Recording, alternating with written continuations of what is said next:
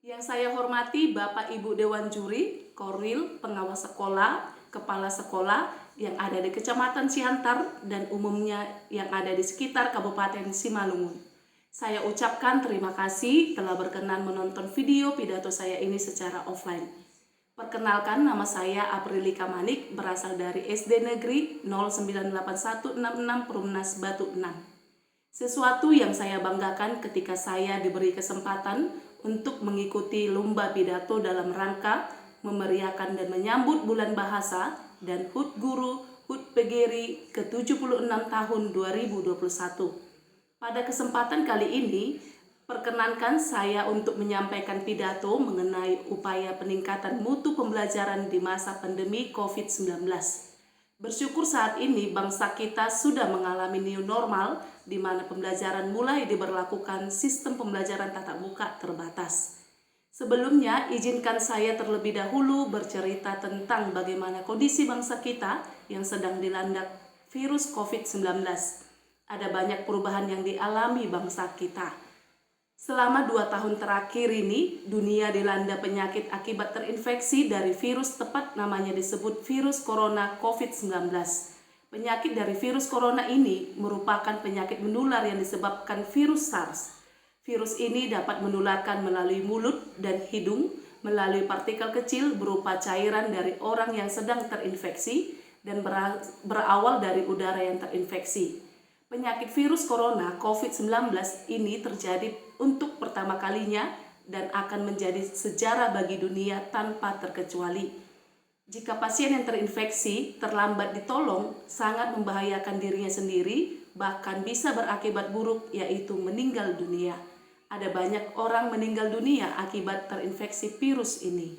Dengan demikian, demi memutuskan tali rantai penyebaran COVID-19, maka pemerintah mengeluarkan kebijakan agar mobilitas umum yang mengadakan kerumunan, salah satunya pelaksanaan pembelajaran secara tatap muka, diberhentikan untuk sementara waktu sampai kondisi kembali normal demi memutuskan tali rantai penyebaran COVID-19. Komunikasi pembelajaran sejak pertengahan Maret 2020 mengalami revolusi, yaitu pembelajaran tatap muka beralih pada pembelajaran jarak jauh dengan menggunakan media internet atau disebut model pembelajaran dalam jaringan yang disingkat dengan daring. Ruang kelas yang biasanya dipenuhi siswa berubah menjadi ruang-ruang kosong tanpa penghuni. Kelas berubah dan berada dalam setiap rumah-rumah siswa. Guru tidak lagi datang ke sekolah untuk menyampaikan materinya. Guru cukup berada di rumah atau tempat yang memungkinkan untuk memberikan materi ajar kepada siswa. Kondisi ini bagaikan pendidikan kita ditimpa musibah gelombang tsunami, yaitu gelombang perubahan yang cepat menuntut banyak pihak berperan aktif dalam pelaksanaan pembelajaran. Seperti tadinya guru berperan sebagai fasilitator utama, namun sekarang beralih orang tua yang mendampingi anaknya belajar di rumah, sehingga membuat orang tua stres. Selain jaringan internet yang perlu kesiapan model pembelajaran daring adalah aspek sumber daya manusia, yaitu guru dan siswa. Sudahkah semua guru dan siswa tidak mengalami gagap teknologi? Pengusahaan teknologi aplikasi pembelajaran menjadi elemen yang mempengaruhi proses pembelajaran daring. Para guru harus menyiapkan materi berbasis daring dan siswa harus siap memahami materi melalui pembelajaran daring. Sebuah perubahan yang up to date harus dilakukan oleh guru dan siswa dalam pembelajaran.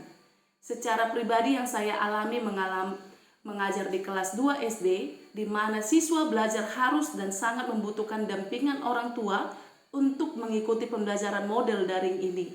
Sebagai siswa kelas 2 SD pun dituntut mampu mengikuti dan memahami pembelajaran secara daring, sedangkan notabene-nya siswa kelas 2 masih rentan membaca dan menulis aktif.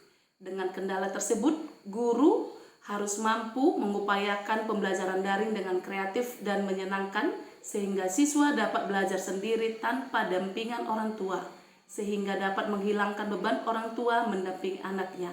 Dan siswa semangat tiap harinya mengikuti pembelajaran secara daring. Untuk itu, tiap pembelajaran saya membuat video pembelajaran dan diupload pada YouTube. Link YouTube dibagikan pada WhatsApp group sehingga siswa mudah membuka dan menontonnya dan dapat mengikuti pembelajaran melalui video tersebut. Semua urutan pembelajaran yang terdapat pada RPP, bahan ajar dan media gambar tersedia pada video pembelajaran. Pada umumnya, anak-anak suka menonton. Video pembelajaran tersebut sangat membantu siswa memahami pembelajaran dan dapat diputar berulang kali. Belajar dengan menggunakan berbagai aplikasi untuk membuat video yang menarik, seperti Video Maker, PowerPoint, Record Phone, CapCut, dan aplikasi lainnya bukanlah hal yang mudah.